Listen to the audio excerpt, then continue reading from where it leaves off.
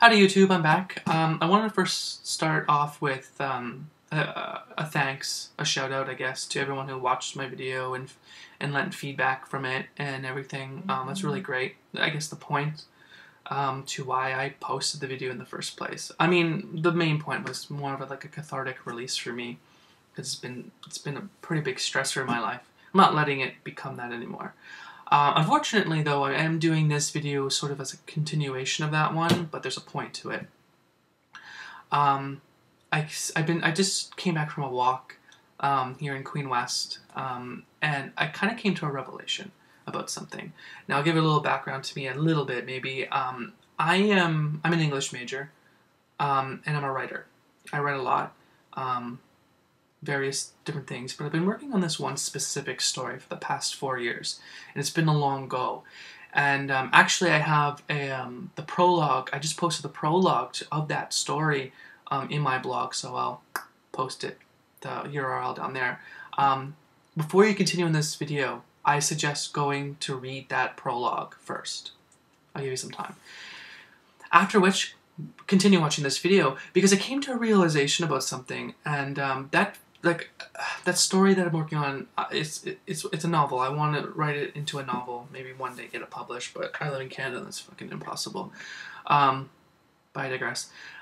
It's been a story I've been working on for 4 years. It started in a very, very, very dark time of my life. And if you read the prologue and think I'm suicidal, I'm not. I'm not a suicidal individual. It's just, it's just a hyperbolic view of what I was dealing with or am dealing with or whatever. So it is semi-autobiographical, but I'm not suicidal. But it came to a revelation today when I was walking, and I have, like I said, this story, and I have it, it's a really big story, it's a huge story, but it's not exactly a cohesive piece yet. There's gaps, there's a lot of gaps in it, and the overarching sort of conflict is kind of muddled. And I've never really been sure why, or what to do with it. And I was, like I said, I was taking a walk, taking the revelation that, what if I went through all that drama in the last 3 months? What if that is it? What if I can use that as sort of fuel, I suppose, for the story that I've been working on? What if that's what I could use?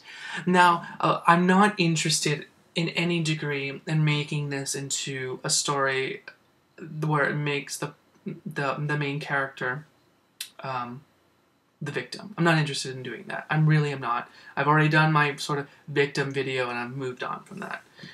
What if I could do that story in the eyes of the perpetrator? Because the story is written in first-person perspective, so the narration is first person.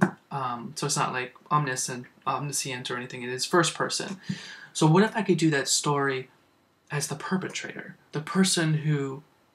So in my case, in the case of what has happened to me in relation to my last video, what if that character becomes the person that did that to me?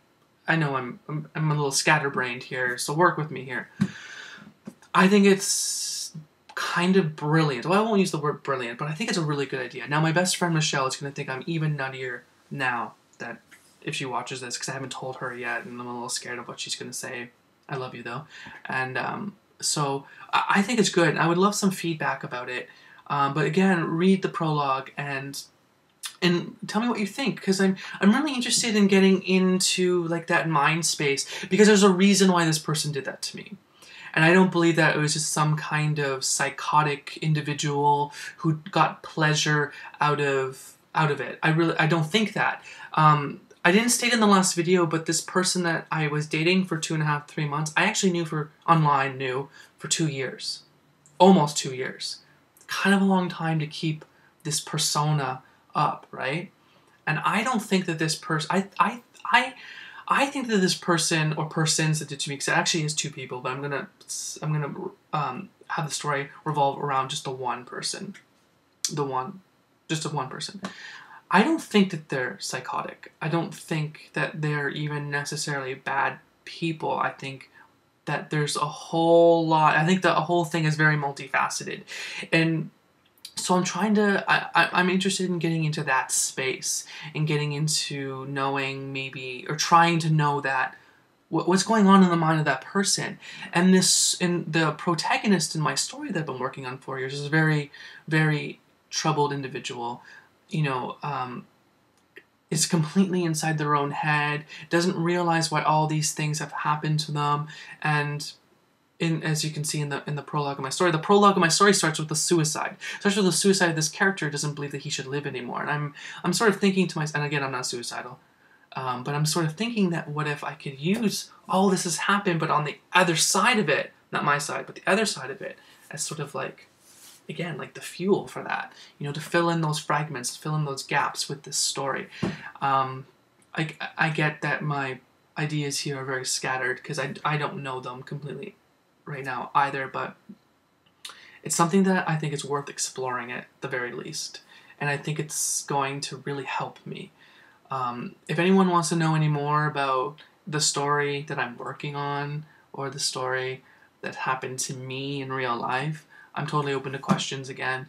But yeah, I'm really interested to know what everyone thinks. If they think maybe that there is something there that I could write or continue to write the story and to sort of like mold my real life that's just happened to me in the last 2-3 months into this story. But yeah, so anyways, get back to me and let me know what you guys think. Bye.